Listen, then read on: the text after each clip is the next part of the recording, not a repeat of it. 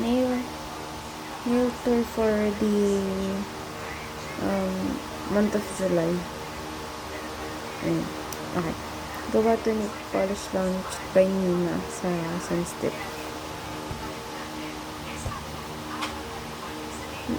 Inspired din siya sa San Pagitan. From which I found San Pagitan is photos. Ayan. Bale, ito, gawa talaga original yung Nina.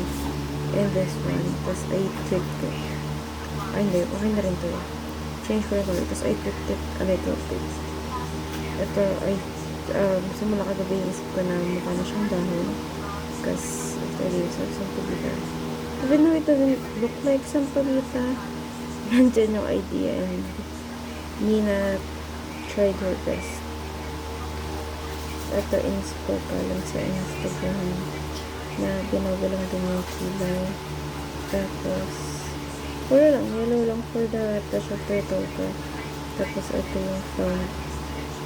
Wait lang, paano ba? Ayan. Basta yun. Sige lang yung idea. Ito sa hollow butterfly kapag pinagdikit sa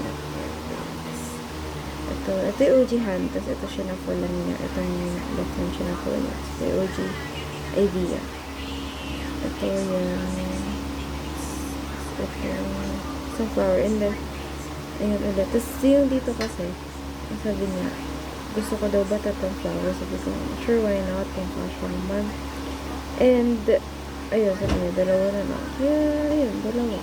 And I have 3 flowers. Actually, I have 5 flowers. Kasi may dalawa pa. Isang butterfly. Yan.